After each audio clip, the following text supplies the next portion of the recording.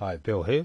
I'd like to show you a game by Paul Morphy, who was the strongest player in the world in the 1850s. He was playing against a player called Henry Bird, who, not surprisingly, was inventor of the Bird's opening. Okay, so E4, E5, knight out, forward or defence, D4, the forward or counter gambit is successfully used by Jonathan Mestel in a World Junior once upon a time. Knight to C3 defends the E pawn. Okay, so it's a tricky but fundamentally unsound opening. Okay, pawn takes pawn, knight takes pawn, D5, knight moves, E4. So Black's managed to gain a bit of space by pushing his pawns up while chasing away the white knights. So White's got a lead development against Morphy, which is pretty impressive. But Morphy's got quite a few open lines here for his bishops, queen, and later the rooks on the f-file. Knight to e5, threatening a killing check on the fool's mate diagonal. So knight out stops the check. Bishop pins knight. Bishop hits the knight.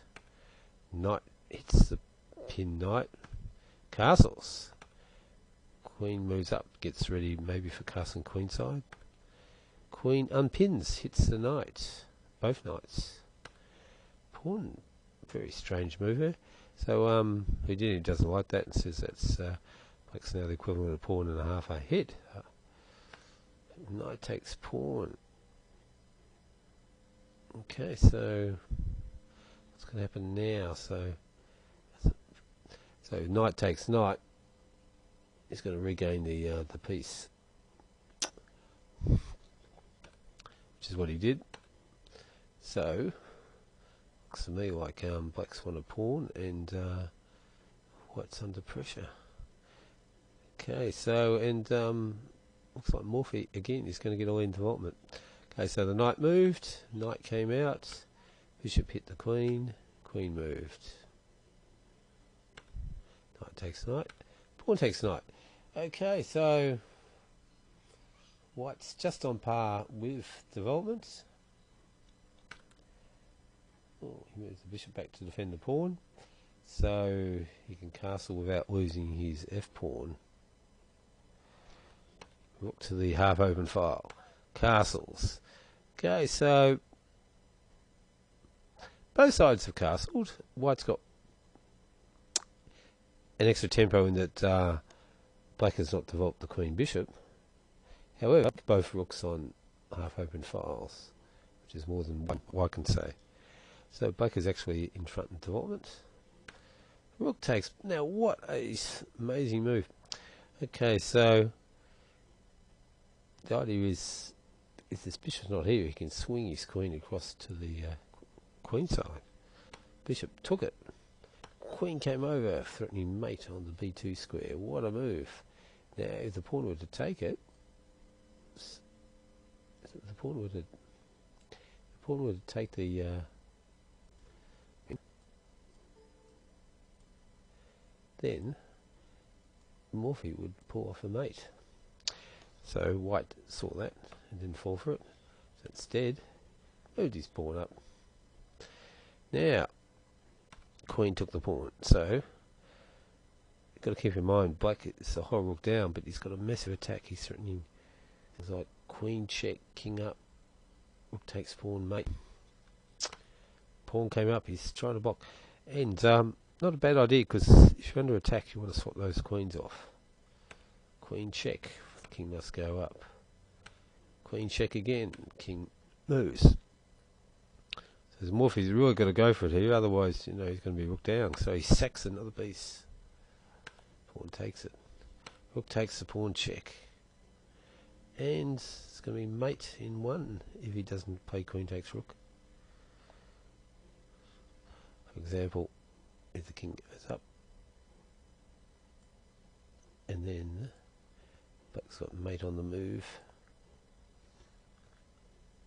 and if he goes to the other square, king can go to. And there's mate coming up very soon. Queen check, king goes up, and then we've got queen and mate. So in this position, he chose to take the rook. So sometimes, of course, if you're material ahead, you can sacrifice to try and dull the attack a bit. Okay, so queen takes check. So materially, it's not so bad for white. So it's two rooks and bishop against the queen, which is pretty good, though black's got quite a few extra pawns, but it looks like the white king is still under attack. King moved. Pawn go.